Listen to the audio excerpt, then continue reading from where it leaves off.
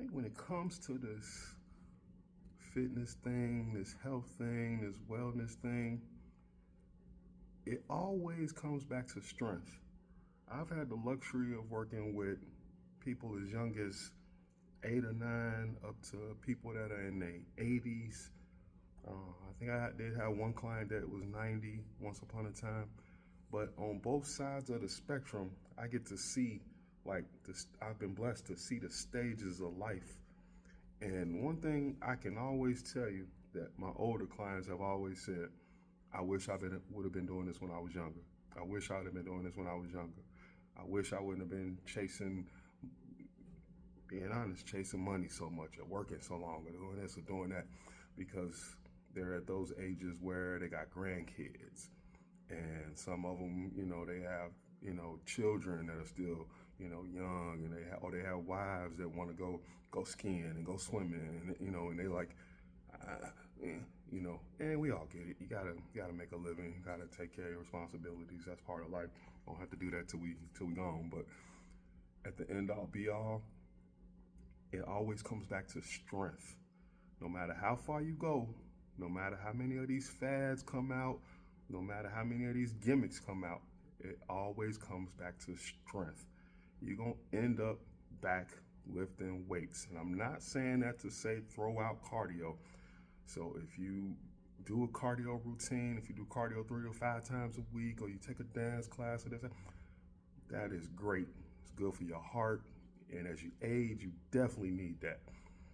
But you gotta understand that when you get a certain age, we lose percentages of muscle. It deteriorates, it just atrophies. And whenever you see older people and they say that they fell and they broke something or they had a fracture many years ago and it just didn't heal right, it's because they didn't have muscle around those joints and those bones to help it heal right. And you have to understand that this is about practicality. The looking good is the perk. That's the perk. That's the icing on the cake. It's about practicality. It's about mental health. It helps that. We've always known that. You always see people working out smiling. They're always smiling. They're always happy. But the practicality of it is, when you get older, are you going to be able to carry your own groceries? Can you do that now, no matter what age you are? Are you going to be able to hit a short flight of stairs? Are you going to be able to sit down and get up? Are you going to be able to walk long distances? That's the practicality of the whole thing. And that's where the true health and wellness aspect of fitness comes in. You're not building yourself up just to look good. You're building yourself up to be strong and healthy later. It's almost like you're preparing for later. One of my mottos I've said ever since I was a teenager was just that I try to stay ready and stay prepared, so when blessings come, I'm ready to receive. I'm ready.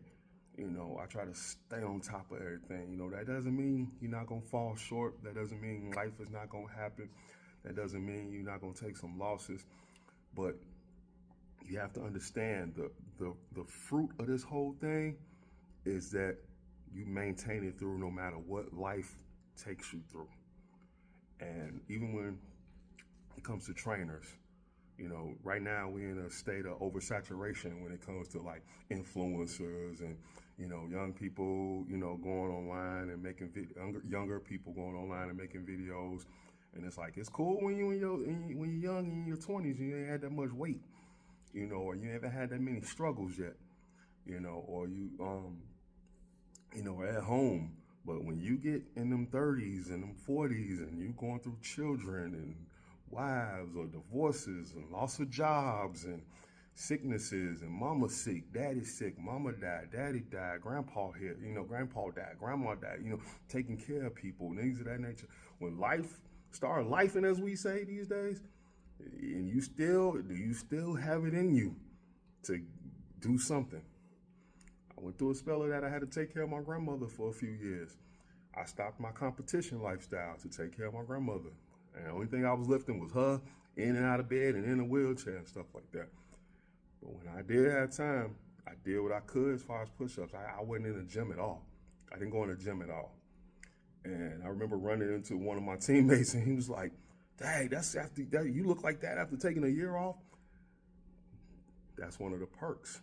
Your body, it's gonna take a lot of letting go. Once you get your body used to being this certain type of engine with eating right and training and that like that, your body holds on to that mold. That's gonna be your new body, and it takes time.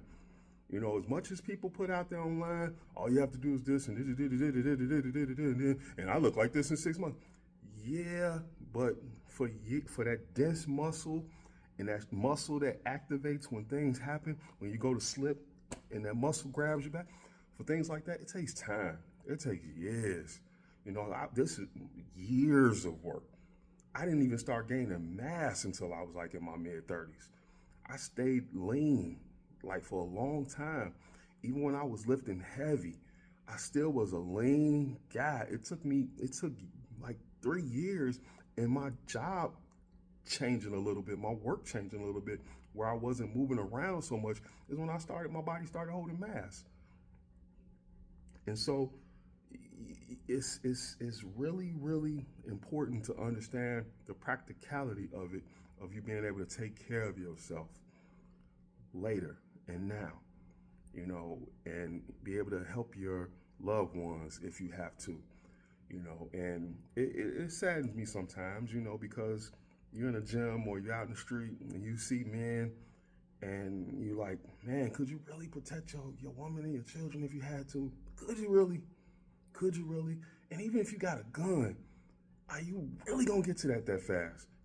It's like, even if you're going to you got to be going to the range on a regular if you out of shape and knowing how to use that.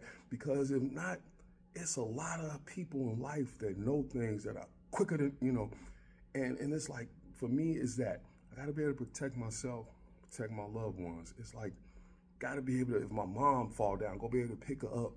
It's like if that time, we all learn the 3rd grade, 4th grade science. It's a time when even a male or a female will have that abundance of strength to be able to lift a car up off their child, and I've seen that happen, and I'm sure a lot of people have.